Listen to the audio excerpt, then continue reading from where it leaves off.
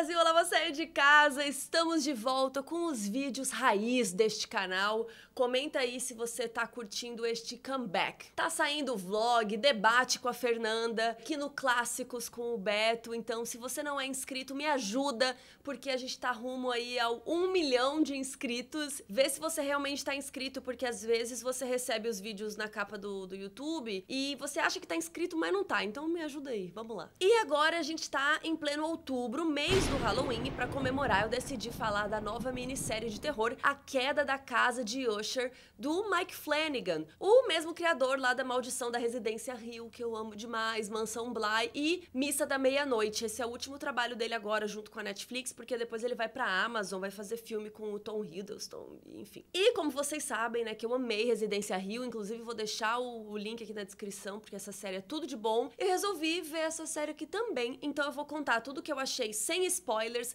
vou analisar algumas referências bem legais da série aí com o Edgar Allan Poe, e no fim eu vou dar minhas opiniões com spoilers. Vocês não gostam de opiniões sinceras de Carol Moreira? Preparem-se que vem. E podem ficar despreocupados que quando for a parte com spoilers mesmo eu aviso. Então vamos lá falar da Casa de Usher, ou da queda dela. Bom, pra quem não sabe, A Queda da Casa de Usher é o nome de um conto muito aclamado do poeta, do famoso Edgar Allan Poe. O conto segue a história de um narrador lá do século XIX que é convidado para passar uns dias na casa de um amigo doente. Esse narrador no conto ele não tem esse nome revelado e o amigo se chama Roderick Usher e ele vive numa casa afastada só com a sua irmã Madeleine. E essa família já fez parte da elite artística, é uma família que teve muitos dias de glória, mas agora está, né, na queda, em decadência. E quando o narrador chega na casa, ele vai interagindo com os irmãos, ele percebe várias coisinhas estranhas e ele acha que tem assombrações e por aí vai. Só que o que acontece? O Mike Flanagan pegou essa premissa do conto e transformou em algo contemporâneo. A série se passa, né, o presente da série é em 2023, mas tem bastante flashback. E a gente tem o Roderick Usher, interpretado pelo Bruce Greenwood,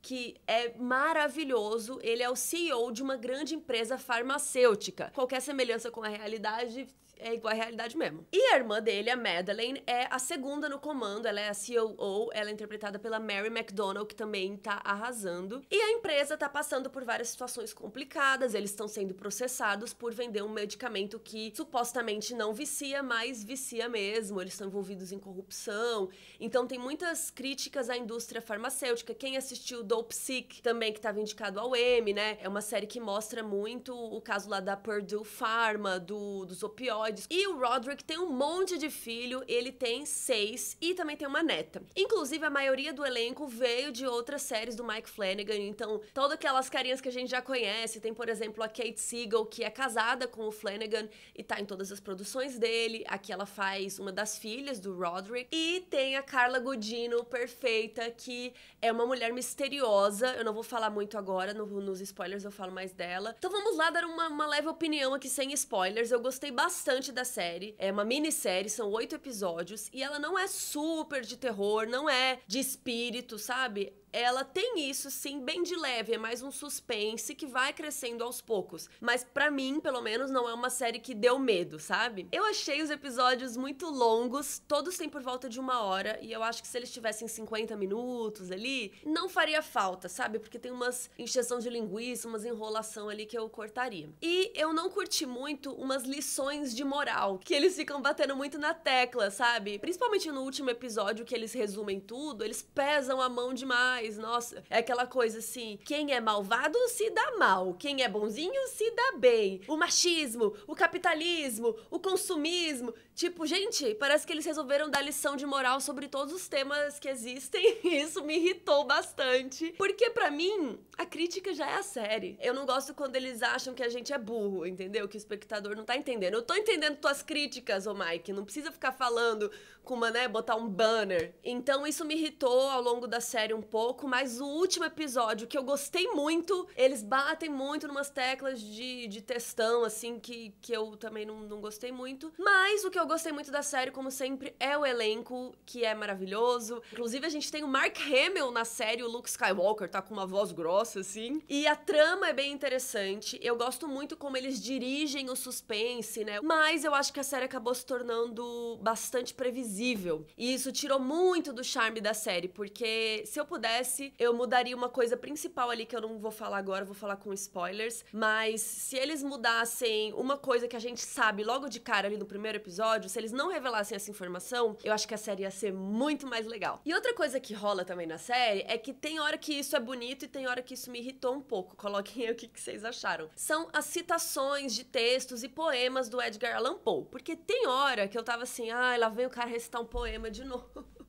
Mas teve momentos que eu achei que super combinou, que aquele texto foi bonito, e aí uma montagem e a narração do poema, achei lindo. Mas eu acho que eles usaram tanto que tinha hora que tava assim, tá bom. O Mike Flanagan, ao invés de só adaptar A Queda da Casa de Usher, ele pegou elementos de várias histórias do autor.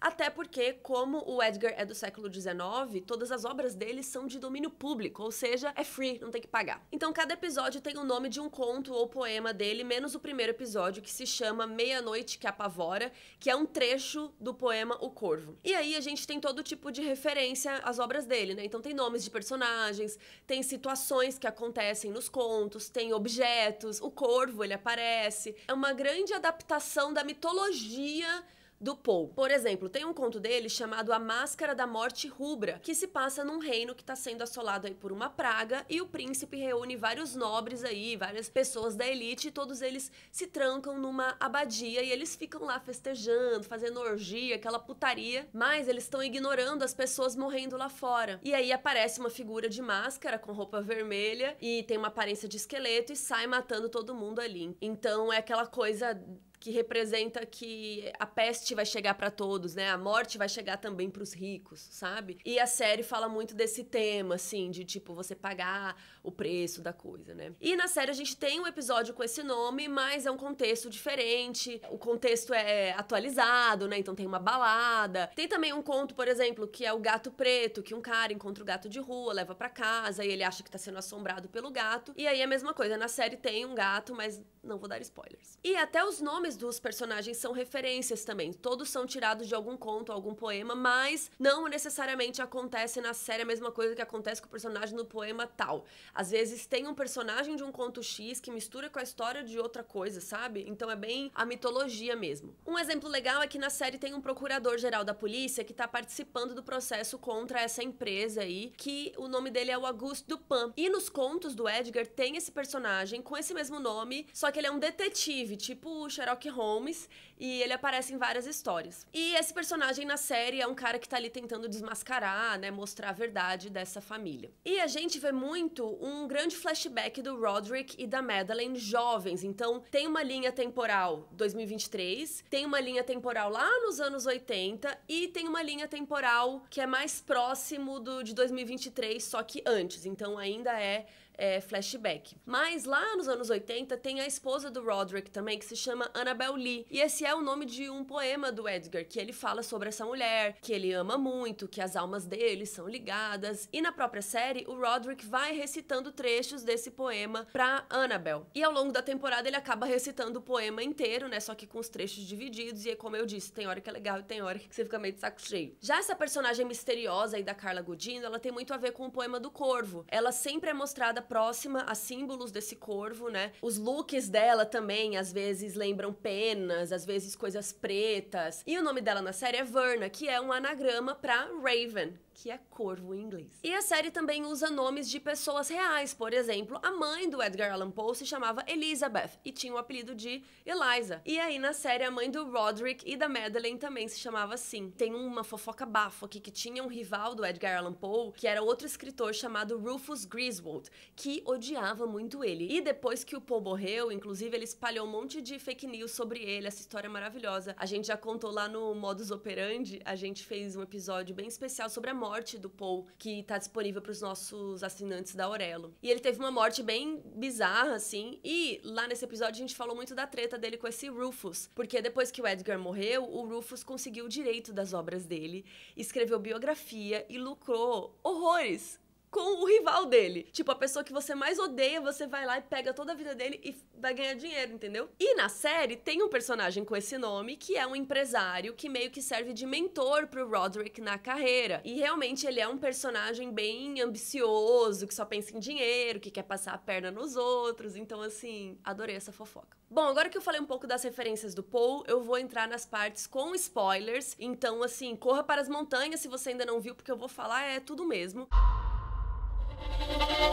Acho que a primeira coisa que é legal é que tem um quê meio de Succession, né? O pai tá cagando pros filhos, mas quer que eles sigam, né? Quer que eles fiquem ali dentro da redoma, obedecendo ele, né? E eles ficam lidando com as coisas da empresa, tem votações de acionista, né? E todos os filhos são meio merda, né? Que nem lá em Succession também. Eu gosto muito das críticas à indústria farmacêutica, né? Eles fazem crítica a teste em animais, né? É muito falado disso. Claramente, quem assistiu Dope Sick, ou, né, quem sabe, com mais detalhes a história do Oxy, dos opioides, né? Porque a gente sabe que virou uma epidemia, né? Principalmente nos Estados Unidos, mas no mundo, porque esses remédios são muito fortes e você não consegue largar, você cada vez vai aumentando a sua dosagem. Inclusive, acho muito legal que a esposa do Roderick, a Juno, ela tem uma dosagem de 2.000 miligramas por dia. Ela pega, né, um monte de remédio, assim, pra tomar. E lá é falado que a segunda maior dose que tem é de 1.300 e ela já tá no 2.000. E eu gosto muito do episódio que o Roderick dá um textão pra ela, falando o que ela vai ter que fazer pra largar esse tanto, né, de miligramas, que vai durar, sei lá, 3 anos e que ela vai sofrer durante esses 3 anos. E é isso que a gente sabe que acontece com quem usa esse tipo de opioide, né, porque é um remédio altamente viciante, eles falam que não é, mas é, e você sempre tem que estar aumentando a dose, porque chega uma hora que você tá tomando, aquilo não é mais suficiente. Sei lá, eu tomo 50 miligramas, mas aí vai chegar uma hora que esse 50 não vai mais ser o suficiente para a minha dor, aí eu tenho que tomar 60, eu tenho que tomar 100, e você fica a vida inteira aumentando esse número. E o grande problema que rolou lá nos Estados Unidos é que as pessoas não conseguiam ter acesso, né, aos opioides reais, porque era caro, ou porque o médico não dava, ah não, você é só 50 miligramas, mas os 50 não tava fazendo mais efeito. Então as pessoas começaram a procurar outro tipos de drogas, e aí virou um negócio horrível, assim, um monte de gente perdeu dinheiro, perdeu família, perdeu casa, nessa busca desenfreada pelas drogas para conseguir se sentir normal, não é nem pra dar um high, né? É porque pra conseguir parar aquela dor crônica que a pessoa tem. Então eu gosto muito de todas as críticas, eu gosto da personagem da Juno, que tá ali, né, meio quieta, mas mais pro final a gente entende mais essa questão dela, porque no caso dela, ela tem acesso irrestrito à droga, porque ela é mulher do cara que é, né, o dono do remédio. Então, ela vai só aumentando a dose, ela não precisa recorrer pra outras drogas, né? Então eu gosto que a série aborda isso, não aborda de forma superficial, né? Eles realmente batem nessa tecla, e isso achei interessante. E aí a série tem as 3 linhas do tempo, né? Então, como eu falei, aqui no presente a gente sabe que todos os filhos morreram, né? E depois vai morrendo um filho por episódio, em ordem de idade, né? Morre o mais novo, depois pro mais velho. E isso tornou a série muito previsível. Eu acho que se não tivesse essa linha do tempo de 2023, que o Roderick tá contando pro Dupin tudo que aconteceu, que todos os filhos dele morreram, que a culpa é dele. Putz, se não tivesse essa parte, eu acho que a série teria um brilho muito maior, poderia até ser considerada genial, eu diria. Só que, desde o começo, a gente sabia que eles iam morrer todos, você vai sentindo que vai ser um por episódio, a gente sabe que na linha lá dos anos 80, eles mataram o cara, então você só meio que fica esperando todo mundo morrer. A gente não torce por ninguém, né, porque todos os personagens são muito odiáveis, então, sei lá, a gente tá torcendo pra própria morte, no fim das contas. E aí os episódios um pouco longos demais, então eu achei que essa previsibilidade, somada a episódios longos, me cansou um pouco. Foi difícil pra mim maratonar, por exemplo, pra fazer esse vídeo. Eu gostava muito dos finais dos episódios, que aí tinha morte, cada morte diferente, isso eu gostei bastante. Mas, assim, pra chegar naquele meio, pro terceiro ato, assim, eu senti que demorou muito. Então, pra mim, isso estragou bastante. O elenco, realmente, não tem o que falar, né? A Carla Gugino é perfeita. Eu interpretei que ela é a morte, mas dá pra você interpretar também que ela é meio o diabo, né? Porque ela vem fazer acordos, é aquela coisa de você assinar um contrato com o capeta, né? Mas eu interpretei que ela é a morte que tem esse direito aí, como ela que mata, né? Ela fala, ah, então você quer morrer mais tarde? Tudo bem, só que aí eu vou tirar outras vidas, né, no lugar disso. Eu achei o último episódio que isso é revelado muito bonito, muito legal. Eu acho ela muito boa atriz. Toda hora que ela fala, os olhos dela vão enchendo de lágrimas e ela tá assim, sério, a Carla Gugino é genial. E todos os filhos são incríveis, e lembrando sempre que o Henry Thomas é o menininho de ET. Uma coisa que eu anotei pra falar é que eu amei muito o texto do limão, que o Bruce Greenwood, o ator, fala esse texto, né, o Roderick, que é aquela coisa do tipo, você pega um limão e você faz uma limonada, e ele deu um textão explicando que não, você não faz só uma limonada, você faz as pessoas amarem o limão, você faz a moda ser o limão, você faz limão ser uma gíria, e não sei o que. Cara, esse texto,